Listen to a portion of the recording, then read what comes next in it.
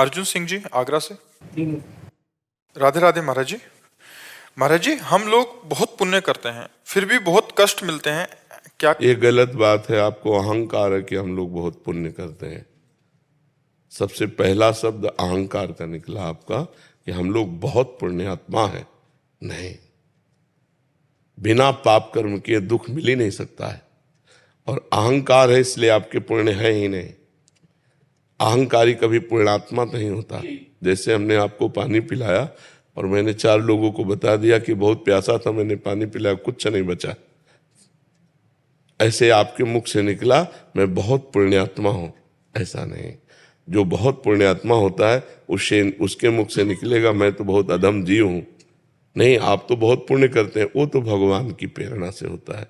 मेरे में इतनी सामर्थ्य कहाँ मैं पुण्य कर सकूं, वो तो भगवान करवाते हैं और वो गुप्त रखेगा पुण्यों को।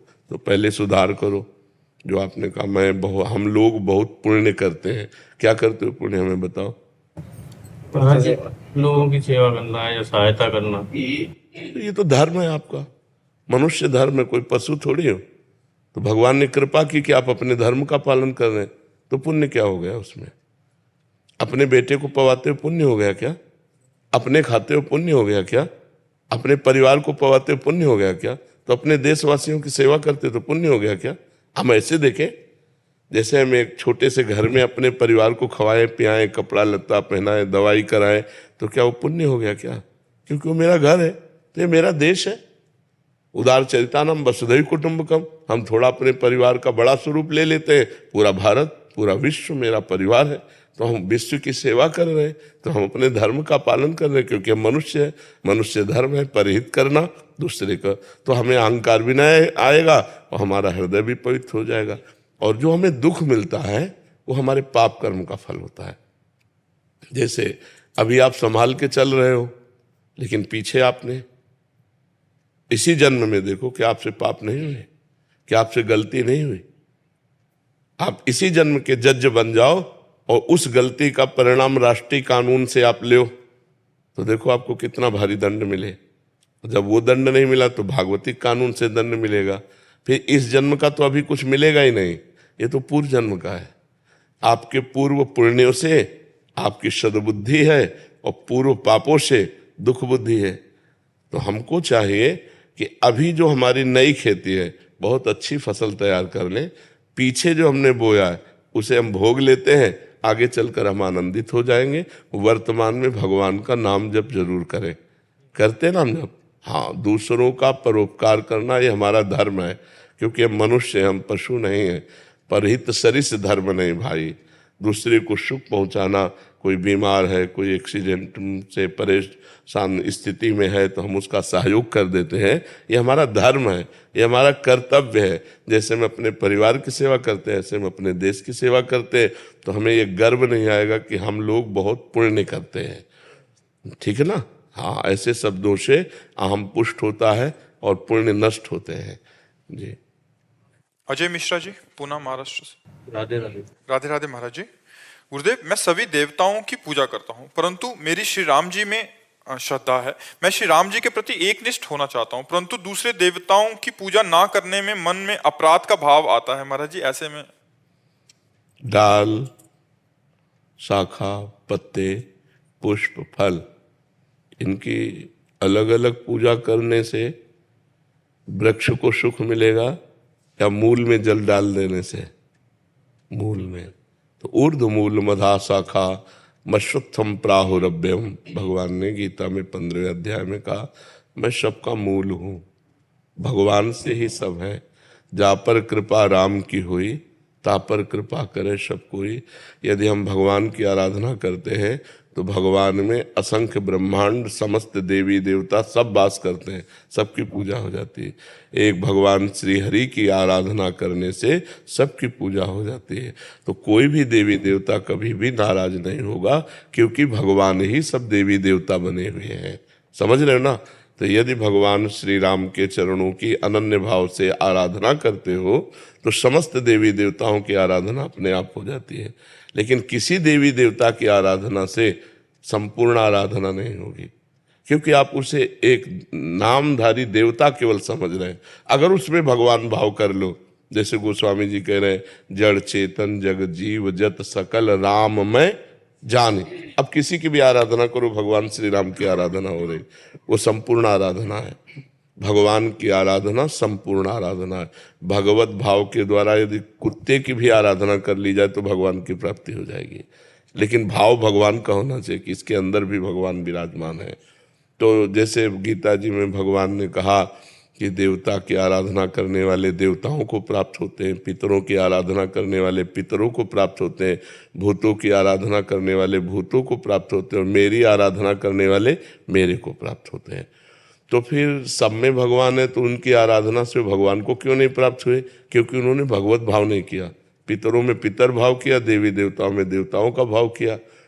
तो हमें चाहिए कि हम, जैसे गोस्वामी तुलसीदास जी ने सबकी वंदना की है विनय पत्रिका में, लेकिन सबसे यही मांगा कि सिया राम के चरणों में प्रेम हो।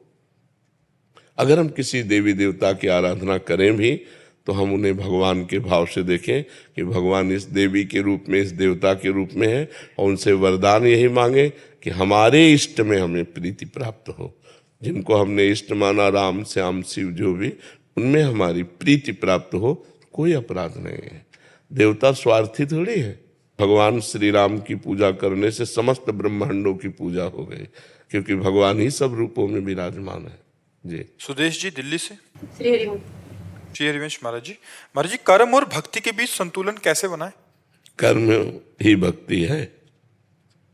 जो कर्म भगवान के लिए किया जाता है वो भक्ति है, और जो कर्म भगवान से विमुख करने वाला होता है वही बंधन का कारक है।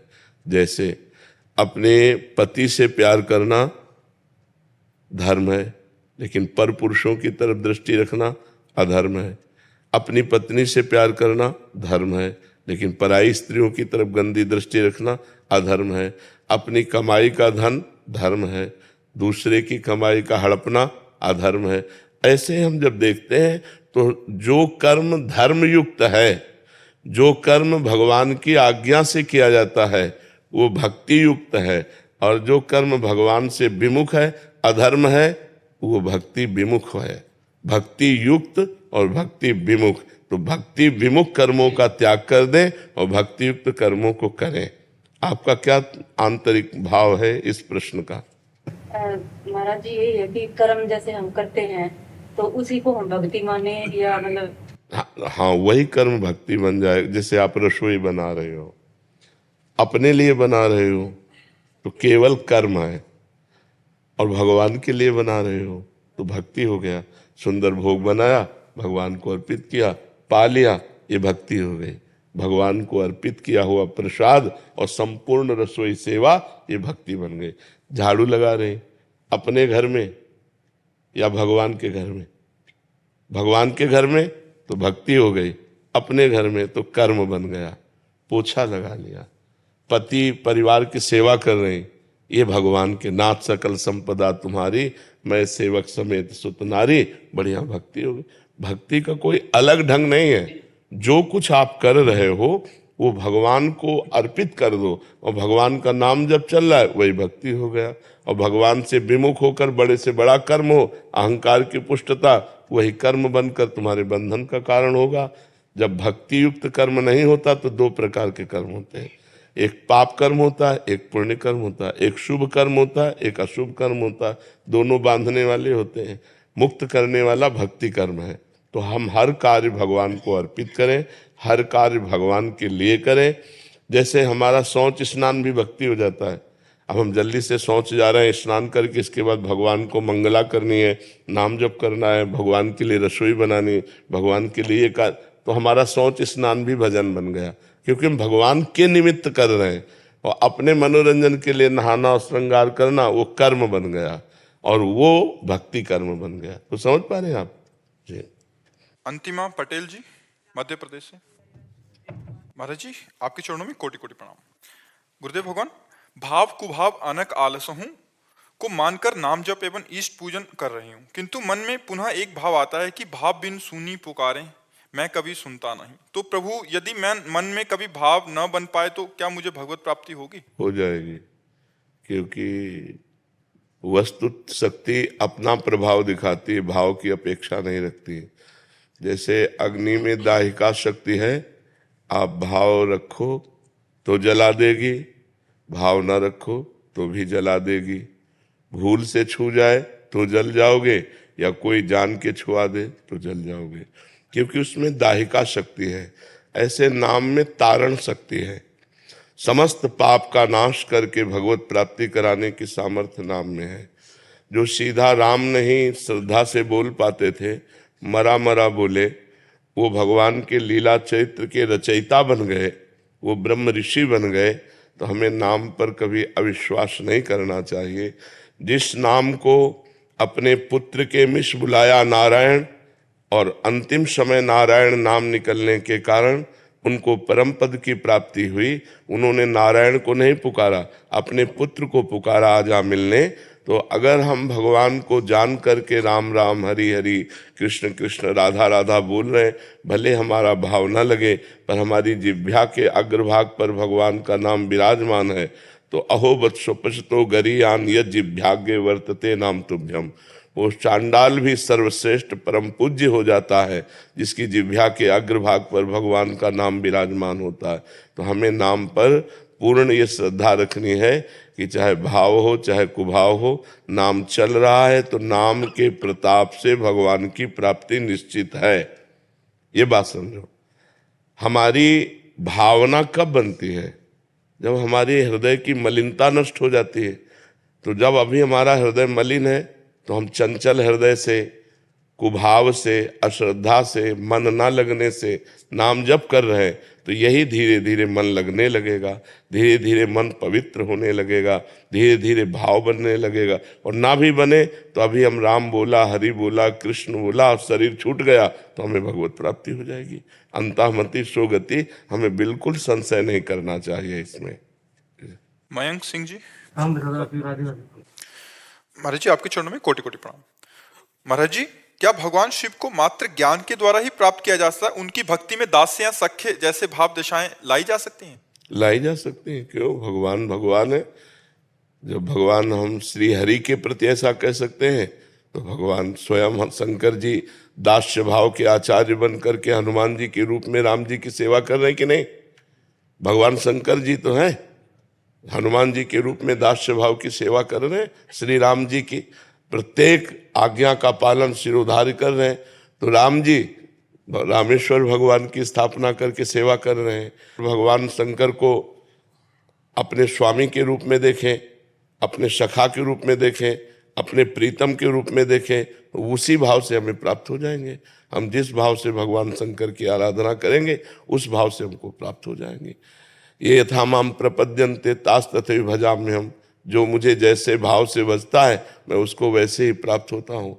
पर प्रायः भगवान शंकर के प्रति माता पिता का भाव या स्वामी का भाव, यही देखा गया है। प्रायः भगवान शिव को प्रियतम पति रूप में तो जगदम्बा जी ने भजन किया है, और प्रायः सबने माता पिता और स्वामी के रूप में भजन किया है। और सख्य, दास्य, वात्सल्य, कांता, सहचरी, ये प्रिया प्रीतम श्यामा श्याम के विषय में, या श्यामा श्याम के ही स्वरूप सिया राम के विषय में, बकाया भगवान शंकर को तो जगत माता पिता या स्वामी के रूप में ही प्राय भजन किया गया है। प्रभु, जब आप कहते हैं कि संत निंदा से पुण्य क्षीण होते हैं, तब आपका आश्रय आचरण वाले संतों से होता है अथवा मात्र वेशधारी संतों से? हम कह रहे हैं किसी की क्यों करें? हमें ठेका दिया गया है क्या किसी की निंदा करने का? भगवान ने जिसने क्षमता दी उतना ही चल पा रहा है।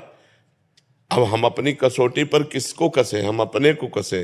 तेरे भावे जो करे भलो बुरो संसार, नारायण तू बैठ के अपनो भवन बुहार।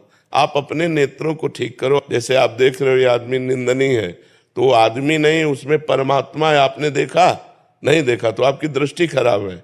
विद्या विनय संपन्ने ब्राह्मणे गविहस्तनी सुनी चुपाके चा पंडिताश्रम दर्शना। सच्ची दृष्टि ज्ञान की तो ये है कि सब में हम परब्रह्म परमात्मा को देखें, भगवान वासुदेव को देखें। यदि हम ऐसा नहीं देख पाते तो हमारी दृष्टि ही तो खराब है। सब में भगवान है। गोस्वामी जी कह रहे हैं, जड़ चेतन जग जीव जत सकल राम मैं जानी। बंदों सबके पद कमल सदा जोरि जुग पान। तो हम किसी की कमियां क्यों देखें? और संत को कैसे पहचान सकते हो? बाहरी लक्षणों से क्या संत पहचाना जा सकता है क्या? उसकी आंतरिक स्थिति क्या क्या जानोगे आप? समझ रहे हो ना? बड़े बड़ों से धोखा हो जाता है। एक बड़े स्थिति प्रज्ञ संत थे, समोसा बट रहे थे तो समोसा खाया, फिर तो समोसा बांटने वाला उनको कहा 2 बार ले चुके, 3 बार ले चुके, और बार बार समोसा। तो एक संत थे, उनके मन में आया कि यार हम तो इनको बहुत अच्छे भजनानंदी संत समझते थे, ये तो बहुत समोसा ही को बार बार हाथ पाए। अब उनके विचारधारा को क्या जाने कि 4 समोसा पा लेते हैं, एकांत में 24 घंटा भजन करेंगे। उनकी विचारधारा को कौन जाने। अब वो जो ही आए हमारे गुरु जी के पास आए, जो संत समोसा ले रहे थे उनके प्रति दोष दर्शन हुआ। तो गुरु जी ने कहा दुर्गंध आ रही है, तुम्हारे से दुर्गंध आ रही। तो उनका महाराज जी हम साबुन नहीं लगाते इसलिए। बोले ये दुर्गंध नहीं है, ये संत अपराध की दुर्गंध है, तुम कोई संत अपराध करके आ रहे हो। तो उनका महाराज जी संत अपराध तो हम किसी से मिलते ही नहीं, तो संत अपराध क्या? नहीं, बोले जरूर दे। तो उनका महाराज जी अभी एक समोसा बांट रहा था और एक संत परिचय के थे, बड़े भजनानंदी, और बार बार उससे समोसा मांग रहे। तो हमारे मन में आया कि यार ये, बोले जाओ। महाराज जी ने 50 रुपये दिए, उस समय ये 20 वर्ष पहले की बात होगी, और कहा समोसा खरीदो और उनको समोसा दो जाके, और प्रणाम करके कहो कि मेरी दोष दृष्टि आपके प्रति हो गई, क्षमा करो। तो संतों की, मान लो जैसे समोसा बट रहा है, उनके मन में आया कि 4 समोसा पा लेते हैं, बाद मधुकरी नहीं मांगना है, एकांत में भजन करेंगे 24 घंटे। अब आप समोसा मांगते हुए तो देख रहे हैं, लेकिन उनकी आंतरिक वृत्ति को तो नहीं देख रहे हैं। देने वाला तो दे ही रहा है, अगर वो अपमानित भी कर रहा है तो अपमान सहना संतों का स्वभाव होता है। फिर धक्का खा के, फिर संतों की महिमा को केवल संत ही जान सकते हैं, बाहरी विचार से नहीं जाना जा सकता। हम स्वयं देखी हुई बात करें, स्वामी परमानंद जी ब्रह्मानंद में मगन रहते थे, और जहाँ कोई बहू बिटिया ऐसे सब जाती है ना दर्शन करने, तो बिटिया तुम्हारे गाय है? बोले हाँ स्वामी।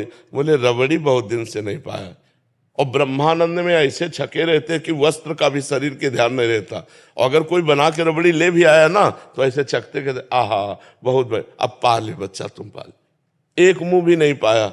और अब देखने वाले सभा में लोग क्या समझते, और शरीर का भान नहीं है, ऐसे महापुरुष शरीर का। तो हम संतों की बाहरी चेष्टा देख करके हो सकता है दोष दर्शन कर लें, तो हमें चाहिए कि हम आंतरिक भाव को जानने की चेष्टा करें। संत के बाहरी लक्षणों से नहीं जाना जा सकता। बाहरी लक्षण तो नाटक वाला भी बहुत बढ़िया साधुता का करता है, नहीं? जो नौटंकी नाटक ड्रामे में साधु का रोल करता है वो बढ़िया रोल कर लेता है ना, तो क्या रोल साधु होता है क्या? साधु तो स्थिति होती है, और जो स्थिति होती है वो नाटक नहीं करता है, वो बालवत उसकी चेष्टाएं होती है। जैसे बालक खेल रहा है स्वतंत्र रूप से, घरौंदा बनाया, फिर बिगाड़ दिया, बैलगाड़ी जा रही, बैठ के जा रहा काफी दूर, फिर पैदल वापस आ रहा है। उसे पूछो कि पैदल वापस आना था तो गाड़ी में क्यों बैठ के गए? उसका कोई मतलब नहीं, खेल है, बच्चे हैं। ऐसे ही संत जो महापुरुष होते हैं उनका बालवत चेष्टा होती है, तो हम देख करके नहीं पहचान सकते। तो हम निंदा क्यों करें, सबको प्रणाम करें। हमको अपने हृदय के दोष देखकर निकालने हैं, दूसरे के नहीं। हाँ, दूसरा कोई हमारा मित्र है और वो हमसे पूछता है तो हम बता देते कि मुझे लगता है कि आप इस जगह गलत हो, अगर इसको ठीक कर लिया जाए तो ठीक है। वो भी सामने, उसके पीछे नहीं तो निंदा हो जाएगी। उससे कहो, डायरेक्ट उससे कहो, तब तो बात समझ। या तुम्हें किसी संत पर दोष दर्शन हो तो हिम्मत है तो डायरेक्ट बात करो, महाराज मैंने आपके प्रति दोष दर्शन किया, आप ये गलत कार्य कर रहे हैं, आप इसका उत्तर दीजिए कि ये गलत है या मेरी दृष्टि गलत है, तब तो बात सही मानी जाए। आप उसके पीछे उसकी निंदा करेंगे तो निंदा करने से आपके पुण्य नष्ट हो जाएंगे। पर निंदा के किए ते आवत नहीं कछु हाथ, मूर्ख पर्वत पाप को ले चल अपने साथ। उसका पाप का ढेर लेकर के चला जाता है, अपने पुण्य नष्ट कर देता है। तो काहे को अपनी जबान से गंदगी बोले, अच्छी बात बोले। स्वाति मालीवाल जी। राधे राधे महाराज जी। महाराज जी आपके चरणों में कोटि कोटि प्रणाम।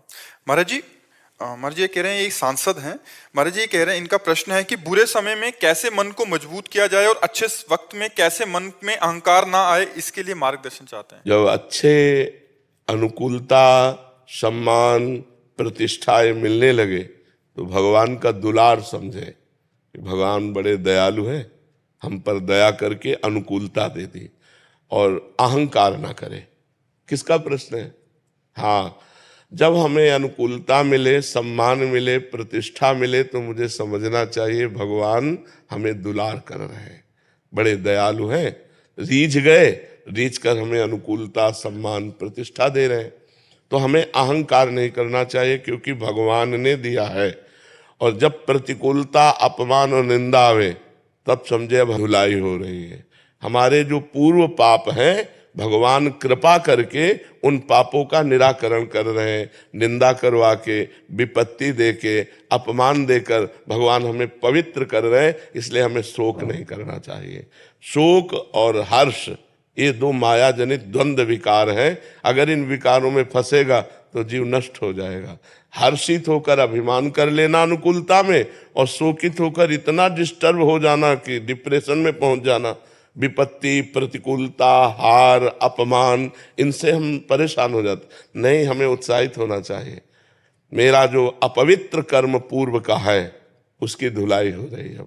भगवान बड़े कृपालु हैं, थोड़ा देर सह जाते हैं, वो निकल जाता है। जैसे दिन नहीं टिकता, रात आ जाती है, रात नहीं टिकती, दिन आ जाता है, ऐसे दुख नहीं टिकता, सुख आ जाता है, सुख नहीं टिकता, दुख आ जाता है। तो इसलिए सुख में फूले नहीं और दुख में प्रभु को भूले नहीं। अगर ये हम पकड़ लें और नाम जप करें तो हम द्वंद्वातीत हो जाएंगे। मान, अपमान, निंदा, स्तुति, सुख दुख, लाभ हानि, जय पराजय, इनसे ऊपर उठ जाएंगे। भगवान ने इसीलिए कहा सुख दुखे समय कृत्वा लाभा लाभो जया जयो। सुख दुख में समान भाव, लाभ हानि में समान भाव, जय पराजय में समान भाव। ये तभी हो सकता है जब हम खूब नाम जप करें। नाम जप से आध्यात्मिक शीतलता होती है। उसी शीतलता में हम निंदा सह सकते हैं, उसी शीतलता में हम स्तुति सह सकते हैं। स्तुति में अभिमान आता है, निंदा में हम टूटते हैं, तो ना टूटेंगे और ना फूलेंगे।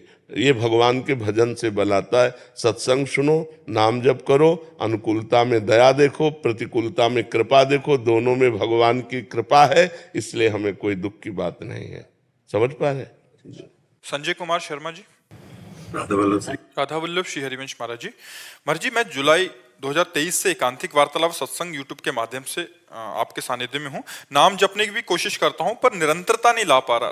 महाराज जी, निष्पाप हृदय में निरंतर भगवान का नाम जप चलता है। जब तक हमारा जितना हिस्सा मलिन रहेगा, उतना हिस्सा संसार का चिंतन करेगा।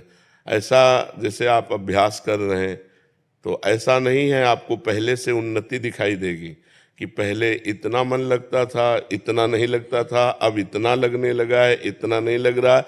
तो हम अभ्यास को यदि बढ़ाते चले जाएं तो धीरे धीरे समय हमारा बढ़ता चला जाएगा, और जैसे जैसे समय बढ़ता जाएगा वैसे हृदय पवित्र हो। जब पवित्र हृदय हो जाता है तो ऐसे भजन होता है जैसे हमारा दिल धड़क रहा है, हम धड़का नहीं रहे, पलक झपक रही, हम झपका नहीं रहे, ऐसे नाम जब चल रहा है, हम कर नहीं रहे। ये स्थिति आ जाएगी जब हृदय पवित्र हो जाएगा। तो हमको डट करके भजन में लगना है। मन लगे ना लगे, आनंद आवे ना आवे, सुख मिले ना मिले, हमें इसकी परवाह नहीं, पर हम भजन नहीं छोड़ेंगे। तो अभ्यास योग युक्तेन चेतसा नान्यगामिना, अभ्यास योग से युक्त हो जाने पर चित्त हमारा फिर और कहीं नहीं जाता, और उसे कहते हैं भगवदाकार वृत्ति, मंत्राकार वृत्ति, नामाकार वृत्ति। तो हम धैर्यपूर्वक लगे रहें, करत करत अभ्यास के जड़मत होत सुजान, रस्सी आवत जात ही सिल पर होत निशान। तो जब एक पत्थर में निशान बन जाता है तो हमारा मन नाममय क्यों नहीं हो जाएगा। हमारी जिह्वा में निरंतर नाम का जापक तो ऐसा नाम बसा लेता है कि सोवत हूँ रसना रटे राधा कृष्ण सुनाम, सोते हुए भी जबान से निकल रहा है राधा कृष्ण राधा कृष्ण राधा कृष्ण। जी। विकास शर्मा जी निवराना से। राधे राधे महाराज जी। महाराज जी, मैं पूजा पाठ करता हूं और करवाता हूं कर्मकांड। महाराज जी, क्या हमें केवल नाम जप के सहारे चलना चाहिए या समय समय पर स्तोत्र, श्री सूक्त, पुरुष सूक्त, चालीसा इत्यादि का भी पाठ करना चाहिए? नहीं, 5 बातें हमने बताई, एकांतिक में कई बार बताई कि सत्संग, स्वाध्याय, सुमिरन, सेवा, समाधि, पांचों सकार हैं। थोड़ा समय हम सत्संग के लिए निकालें, वो भी भगवान का ही तो है ना, क्योंकि इकट्ठे हम नाम में अकेले मन लगावे तो नहीं लगेगा, इसको नवम नवम चाहिए, इसको कुछ बदलाव चाहिए। तो हम 5 भागों में अपने समय को बांट लेते हैं। एक भाग सत्संग, कुछ मिनट हम 30 मिनट 60 मिनट सत्संग के लिए दें। अगर हम सत्संग में रोज नहीं जा पाते हैं तो आजकल यंत्र है, मोबाइल से सर्च करें, हमें जो अच्छा लगे, जहां ऐसा समझ में आवे कि शास्त्र सम्मत सत्संग हो रहा है, जिसका कोई ताल्लुक नहीं है, शास्त्र से मतलब नहीं, बस एक मनोरंजन, वो प्रथम श्रेणी के जो एकदम बिल्कुल शून्य है, उनके लिए तो चलो, इनको का नहीं आता स्कूल में तो पहुंच गए, लेकिन जो सत्संगी है उनको तस्मात् शास्त्रम प्रमाणम थे, शास्त्र प्रमाणित बात होनी चाहिए। ऐसे नहीं कि वो कुछ पूछ रहे हैं, वो कुछ बोल रहे हैं, वो कुछ उत्तर, ऐसे नहीं। तस्मात् शास्त्रम प्रमाणम थे, शास्त्र प्रमाणित बात होनी चाहिए। तो सत्संग भी सुने तो ऐसे संतों का सुने जो निष्काम हो। अर्थ की लोलुपता में अर्थ बदल जाता है, शास्त्र कह रहा है कुछ और उसको बदल के बोल रहे हैं कुछ, क्योंकि अर्थ की लोलुपता में अर्थ बदल गया, शब्द का अर्थ बदल गया। अर्थ माने धन, धन की लोलुपता में शब्द का अर्थ बदल जाता है, बनावटी शब्दों का प्रयोग करके लोगों को लुभायमान करते हैं, वो सत्संग नहीं होता।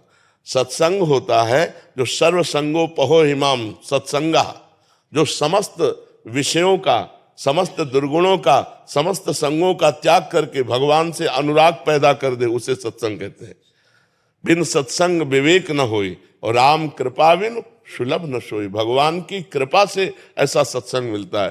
तो पहला जैसे सत्संग, अब दूसरा स्वाध्याय, हनुमान चालीसा का स्वाध्याय, श्री सूक्त का स्वाध्याय, दुर्गा सप्तशती का स्वाध्याय, और भी जो भी शास्त्र हैं उनमें जो पढ़ना चाहते हैं आप, वो स्वाध्याय कर सकते हैं।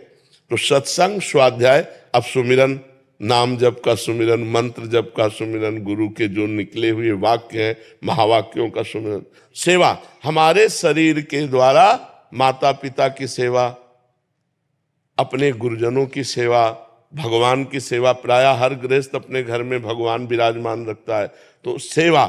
और फिर एक आखिरी बात है जो बहुत जोर की है, समाधि। समाधि का तात्पर्य होता है एकांते सुखमास्यताम, एकांत में सुखासन में बैठ करके और मन की गति को देखना, छोड़ दिया, एकदम छोड़ दिया, कहाँ जा रहा है, जहां जा रहा है वहां देखो क्यों जा रहा है, हटाओ उसको, वहां से हटा के अपने लक्ष्य पे लगाओ। चित्त वृत्ति का निरोध करके परमात्मा में लगाना ही योग कहा जाता है। और धीरे धीरे धीरे धीरे शांत, नींद ना आने पावे, तंद्रा ना आने पावे। इसीलिए जब समाधि शब्द आता है तो फिर आसन प्राणायाम आ जाते हैं कि प्राणों का संशोधन करके आसन पर बैठकर शांत, और ना कुछ समाधि हो तो कम से कम नाम का ध्यान करे, राधा राधा। तो ये 5 बातें, जैसे सत्संग, सुमिरन, स्वाध्याय, सेवा और समाधि, ये 5 बातें ना, तो इन 5 बातों में आप 5 स्वीकार कर लीजिए तो आपका संपूर्ण भजन होने लगेगा। ठीक है। और पांडित्य कर्म में सावधानी रखिए कि जिसका अनुष्ठान जितना लीजिए उतना पूरा कीजिए। अगर जजमान को तो पता नहीं है और हमने अनुष्ठान का पैसा लिया और अनुष्ठान पूरा नहीं किया, तो फिर भगवान देख रहा है, फिर वो आपकी बुद्धि पे हानि पहुंचाएगा। आप भजनानंदी तो आपके भजन को ले लेगा। तो किसी का भी अनुष्ठान कीजिए तो उतना ही अनुष्ठान कीजिए जितना संकल्प लिया है, संकल्प के अनुसार उसे पूरा करेंगे तो आपका भजन मार्ग पुष्ट होता रहेगा। अनुज शुक्ला जी। श्री हरिवंश। श्री हरिवंश महाराज जी, आपके चरणों में कोटि कोटि प्रणाम। महाराज जी, किसी जीव पर श्री जी की सबसे बड़ी कृपा क्या हो सकती है? वो सब कुछ भूलकर श्री जी के चिंतन में डूब जाए, प्रभु के सिवा कुछ याद न रहे, इससे बड़ी कोई कृपा नहीं। और ये कृपा संत समागम से प्राप्त होती है। उमा संत संग के समान कोई लाभ नहीं है। भगवान शिव ने कहा है। अगर संत संग मिला तो भगवंत प्रेम जागृत हो जाता है। भगवान के स्वरूप में, भगवान के नाम में निरंतर डूबे रहना, कोई इससे बड़ा कोई लाभ नहीं। मनुष्य जीवन का परम लाभ, श्री जी की परम कृपा का यही फल है कि उनका निरंतर स्मरण होता रहे। संत समागम सम न लाभ कछुआन, उमा संत समागम सम न लाभ कछुआन। तो संत संग से विवेक प्रकट होता है, विवेक से सत असत का निर्णय होता है, असत संसार का त्याग और सत भगवान का चिंतन। भगवान के चिंतन में निरंतर डूबे रहना ये कृपा है। संसार का पद मिल जाना, रुपया पैसा मिल जाना, संसार के भोग मिल जाना, ये तो पापियों के पास भी है। सुत दारा धन लक्ष्मी पापियों के घर होए, संत समागम हरि कथा तुलसी दुर्लभ दोए। ये दुर्लभ बात है कि भगवान की चर्चा में अश्रु बह रहे हैं, भगवान के चिंतन में गदगद स्वर होकर के भगवान के चिंतन में डूबा हुआ अपने जीवन को व्यतीत, ये सबसे बड़ा लाभ है। और ये लाभ मिलता है सत्संगी पुरुष को, जो खूब संत संग करता है, उसकी रति भगवान में हो जाती है। समझ पा रहे बच्चा? हैप्पी लुथरा जी।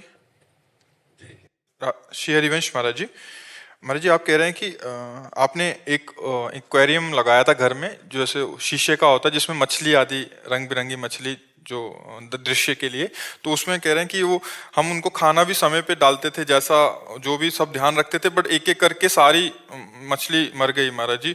इसलिए कह रहे हैं कि वो अभी उनका पाप मुझे लगेगा क्या? नहीं, अब एक तो होता है आयु पूरा होना, जैसे उसकी आयु पूरा है तो आप अमृत में रखो तो भी मर जाएगी, और एक होता है हमसे त्रुटि हो जाना, जैसे चूंकि वो आपका पर्सनल इंतजाम है ना, वो कोई समुद्र तो है नहीं कि भागवती का इंतजाम है, वो आपका पर्सनल इंतजाम है उस मछली के लिए। अगर आपके द्वारा उसमें कोई कमी नहीं, अब हमें तो इसका ज्ञान है नहीं, मान लो उनको जो खुराक चाहिए, उनको जो ऑक्सीजन चाहिए, उनको जो जीने के लिए चाहिए, वो आप व्यवस्था कर रहे हो, इसके बाद एक एक मरती जा रही है, तो अगर उनकी आयु पूरी हो गई तो कोई बचा नहीं सकता। उनकी आयु पूरी हो गई, अगर हमारी तरफ से कोई मिस्टेक है, क्योंकि वो केवल पर्सनल है, उसे कोई दूसरा नहीं वहाँ है, आपके द्वारा वो उनका आहार विहार है और उसमें त्रुटि हो गई तो बात अलग है। अब हमें तो पता नहीं है कि ना उसमें क्या क्या चाहिए, हाँ उनको जीवन जीने के लिए क्या क्या व्यवस्था चाहिए। अगर वो व्यवस्था आप कर रहे हैं और फिर भी मर गई है तो एक आयु भी तो है ना समाप्त होने की, जीव की एक आयु है और वो समाप्त हो जाए, तो अब जिस जीव की आयु संपन्न है उसको आप अमृत में भी रखें तो मर ही जाएगा वो। तो उसमें आपका ये पर्सनल देखना है कि उसमें जो खान पान सामग्री की व्यवस्था थी वो आपने बढ़िया की। अब ये तो पवित्र हृदय नहीं, लोग मछली कल्हार के खाते हैं, तुम्हें मछली के मरने पर शोक है और लोग मछली तो काट के खाते हैं। ये तो बड़ा अच्छा हृदय है आपका कि आप उसके विषय में भी शोकित है। जी जैसे अपना 4 ही रह गई तो मतलब मन है, और जैसे पहले ज्यादा थी, मतलब 15-16 थी, तो अब दोबारा लाई जाए या मन नहीं कर रहा कुछ? मत लाओ यार, कहेगा हाँ मत लाओ, अपने सो के लिए कोई, हाँ कोई त्रुटि हो जाए, जीव काहे को मरे। पर बहुत बढ़िया हृदय है यार, भगवान सबको सद्बुद्धि दे और जीवों के प्रति ऐसी ही दया हो जैसे आपके प्रति भाव, आपका भाव है जीवों के प्रति। सब जीवों से प्यार हो, सब जीवों का दुलार हो, सब जीवों को जीने की प्रकृति में हाँ छूट है, लेकिन जिनको अपनी जबान की चाट और अपने शरीर की पुष्टता का भाव है वो लोग ऐसा करते हैं। आप शोकित ना होइएगा, आपकी तरफ से कोई त्रुटि नहीं है तो अपने आप हो।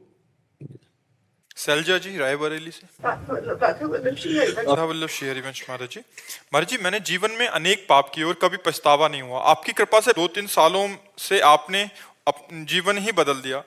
महाराज जी दीक्षा का नियम पूरा कर रहे हैं, बट कह रहे हैं कि रसोपासना की जो वाणी है उसमें ज्यादा मन लगता है, माला करने में या नाम जप करने में अभी आनंद नहीं आ रहा महाराज। हाँ, सेवक शरण सदा रहे, अनत नहीं विश्राम, कै वाणी हरिवंश की, कै हरिवंश इनाम। या तो नाम जब चल रहा है, मंत्र जब चल रहा है, या तो रसोपासना की जो वाणी है वो वाणी चल रही। तो वाणी चल रही तो ठीक है, नाम वाणी जहाँ श्याम श्यामा तहाँ, नाम वाणी सुनत श्याम श्यामा सुबस, नाम वाणी निकट, श्याम श्यामा प्रगट। नाम चल रहा है या वाणी, एक ही बात है। तो खूब वाणियों में लगो और खाली समय में नाम जप करो, जिससे श्री जी का हमें सानिध्य अनुभव हो।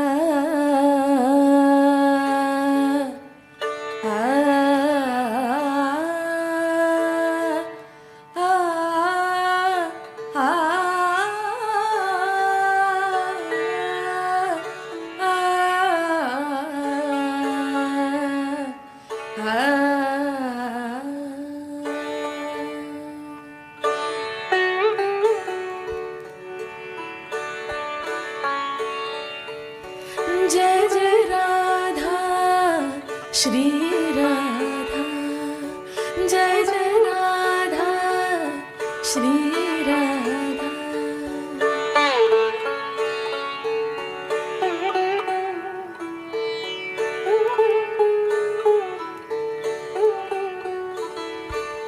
जय जय राधा श्री राधा,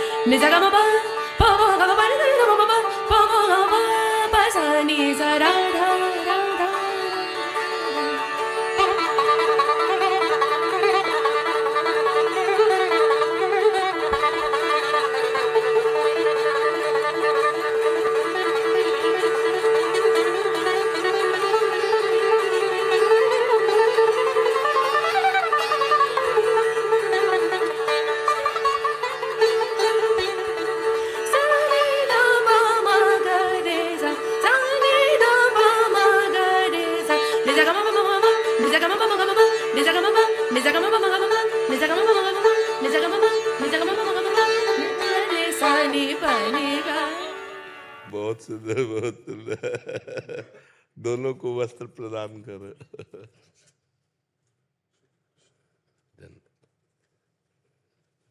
बहुत बहुत सुंदर, बहुत सुंदर, बहुत सुंदर।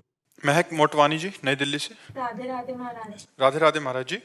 महाराज जी, आजकल हम जैसे युवा इतने तनाव और चिंता में रहते हैं कि वर्तमान में जीने की बजाय भविष्य की चिंता में खो जाते हैं, जिससे डर और बेचैनी बनी रहती है। महाराज जी, कृपया बताएं कि इस आदत को कैसे बदला जाए ताकि नाम इस जप, वर्तमान नाम जप। अगर हम नाम जप करेंगे तो हमारी बुद्धि प्रवीण होगी, भविष्य की मुझे चिंता नहीं होगी, क्योंकि भविष्य में मेरे भगवान मेरे साथ हैं। नहीं, अगर हमारे अंदर नाम जब चल रहा है तो हमको ये विश्वास है कि मेरे भगवान मेरे साथ हैं, और जब संपूर्ण सृष्टि बनाने वाला भगवान मेरे साथ है तो मैं भविष्य की चिंता या भूत की चिंता में अपना समय क्यों नष्ट करूं। अपने मन को बार बार नाम में लगाने से जो ओवर थिंकिंग है, इस पर हम कंट्रोल कर सकते हैं, शासन कर सकते हैं। और नाम जब हुआ बहुत बड़ा पुण्य, बहुत बड़ा पुण्य, तो हम जो सोचेंगे वो भी हो जाएगा। तो हमको विश्वास होता जाएगा कि मेरा नाम जप मेरी सामर्थ्य है, मेरा नाम जप मेरी कामनाओं की पूर्ति का उपाय है, मेरा नाम जप मेरे भगवान को सानिध्य में रखने की बात है। तो इससे हमें बहुत बड़ा लाभ मिलेगा। जैसे आज के 15 वर्ष पहले हमारे पास 2000 रुपये भी दवा के लिए प्रति महीने के नहीं थे। कोई एक आदमी पानी देने वाला नहीं था। दोनों किडनी हमारी खराब, समस्या ही समस्या थी। कोई स्थान 1 इंच जगह नहीं, सब तरह से केवल भगवान के आश्रित। लेकिन हम निराश नहीं हुए, क्यों? मुझे भरोसा मेरे साथ भगवान है। तो भविष्य की चिंता का हमारे पास उपाय है ना, भगवान। तो हमें चिंता नहीं हम परेशान ना हो जाएं। तो मुझे लगता है भविष्य की चिंता से बचने के लिए भगवान को सानिध्य में रखने से, जैसे हम आपको बता रहे, निहाल कर दिया भगवान ने।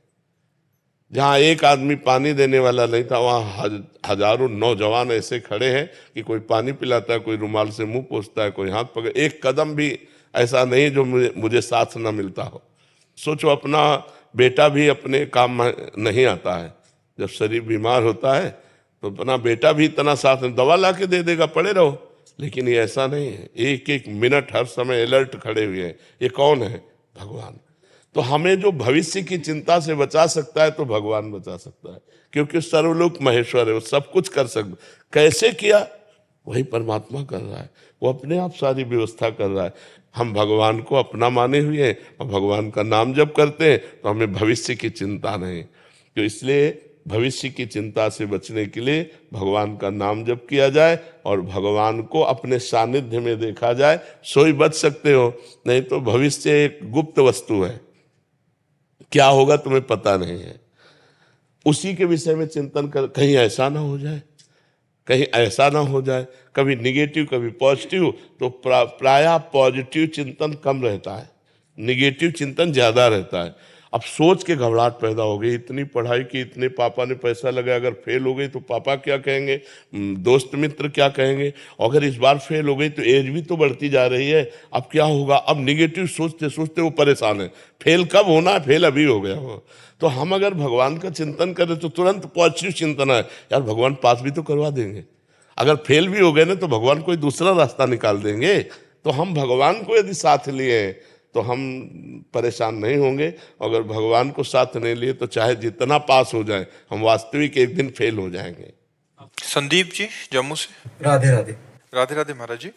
महाराज जी, जब हम दुखी होते हैं या हमारा खराब समय चल रहा होता है, जब हमारा आर्थिक या शारीरिक नुकसान होता है, तब हम अपने विश्वास को कैसे प्रभु पे बनाए रखें? और मन आपने किसी के साथ गलत आचरण किया और हमारे यहाँ का कानून आपको बंदी बना के दंड दे रहा है, तो उसमें भगवान का क्या दोष है? हमने कर्म किया, उसका भोग भोग रहे हैं। ऐसे ही अनेक जन्मों से हमारे कर्म होते चले आ रहे हैं, तो उसमें भगवान का विश्वास अविश्वास थोड़ी। अब वो तो विधान है, वो तो कानून है। तो ऐसे कानून, भगवान भी कानून के अंतर्गत है। जो भगवान ने कानून बना दिया उस कानून के अंतर्गत भगवान भी है। जैसे राष्ट्रपति हो या प्रधानमंत्री हो, हमारे भारतीय संविधान के विरुद्ध आचरण बन जाए तो उनको भी जेल जाना पड़ेगा, नहीं जाना पड़ेगा? तो ऐसे भी भगवान ने व्याध की तरह छुपकर बाली को मारा, तो कृष्णावतार में अंतिम समय व्याध ने भगवान के चरण में बाण मारा। कानून के बाहर नहीं है, जो कानून बना दिया उसके अंतर्गत है। तो हमारे लोगों के जन्म जन्मांतरों के पाप हैं जो हमें दुख, विपत्ति, संकट और हमारी जो उन्नति है उसमें वो बाधा पहुंचाते हैं। उन्हीं के नष्ट करने के लिए तो हम प्रार्थना करते हैं कि नाम जप करो, अच्छे कर्म करो, दूसरों को सुख पहुंचाओ, जिससे तुम्हारे पाप कर्म तुम्हें परास्त न कर पावे।